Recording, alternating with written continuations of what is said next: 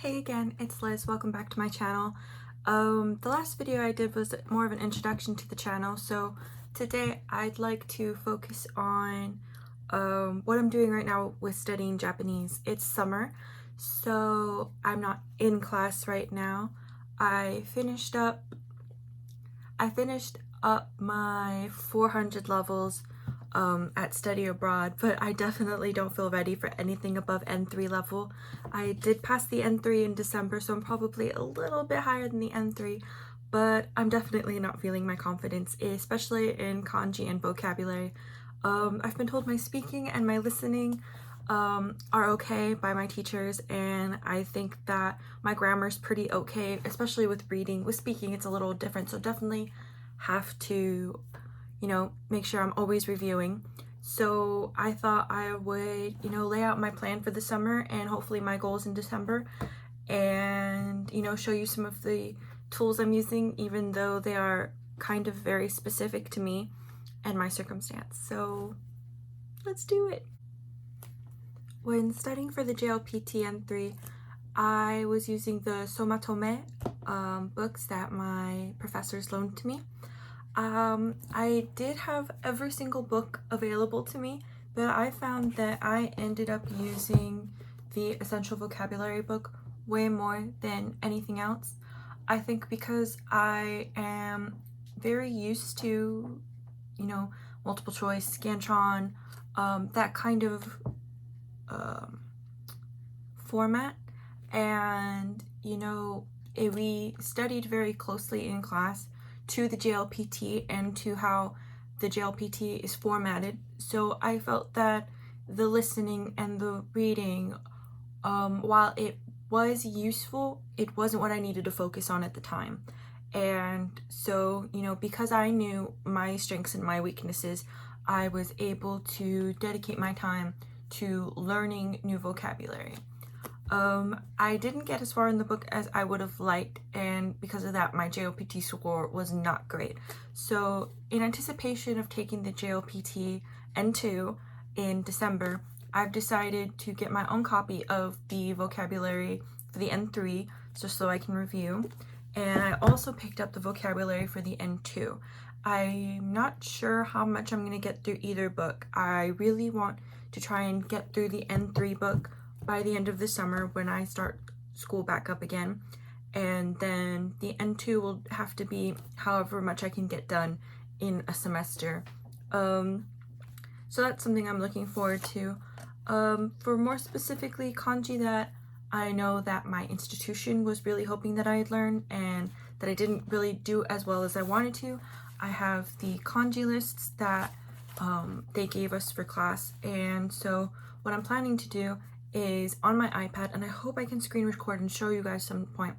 On my iPad, I have GoodNotes 5, and what I'm hoping to compile lists of the kanji that I'm learning, and any kanji that may come up, any vocabulary words that may come up that are in any listening that I do. Recently I've been rewatching Cardcaptor Sakura in the Japanese audio and the Japanese subtitles just to see how much I'm picking up auditory wise, and when that fails, what can I really read in the subtitles and understand in the subtitles. So moving forward, I'd like to keep a record of that on my iPad. I'm trying to go digital when it's not a journaling thing I'm doing. I like pen and paper for journaling, but I think that moving forward, if I have the professors that don't mind it, I really do want to be using my iPad for note-taking, so everything is there in one place. So yeah, I'm mostly focusing on vocabulary and kanji. One of the textbooks that I've seen recommended for the JLPT N3 was the intermediate Japanese book right here. We did this for my fall class last school year, and grammar-wise, I felt very prepared for the N3. It's mostly in English and in Japanese, and I find that even as I've been moving up into my studying in Japanese, where I should be reading at a higher level, I think that the explanations in English help me understand how to use something and the nuance of it just so much better. So yeah, I definitely recommend this book if you'll be doing the N3. I'm not so much sure if it's got anything that is, you know, a step up for the N2, but I really enjoyed this for the N3.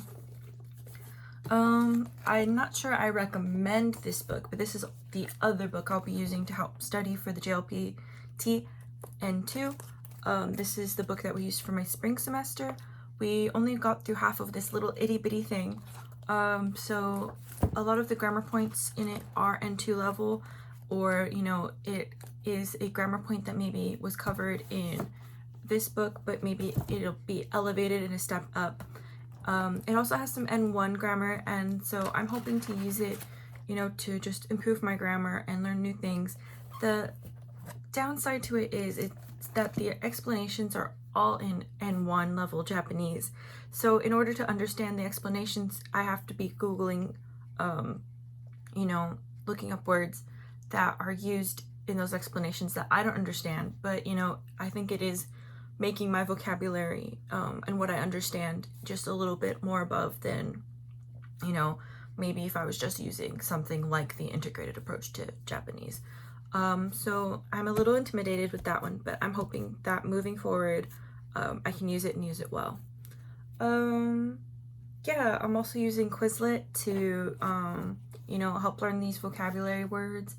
If you have Netflix, a lot of the anime that they have has Japanese audio, Japanese subtitle option.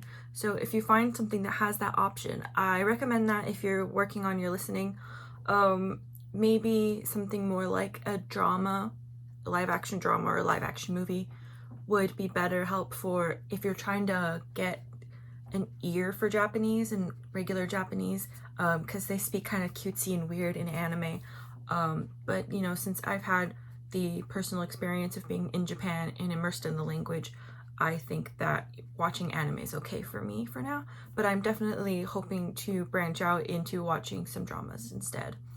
But yeah, so that's my goals, is to pass the Japanese language proficiency test at the N2 level in December.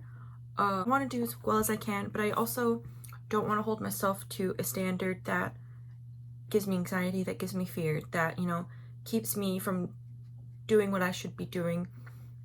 You know, like I said, done is better than perfect, and I want to make sure that I'm studying a little bit every day and that I am getting Japanese study in every day, and I'm working on my weaknesses and strengthening my strengths.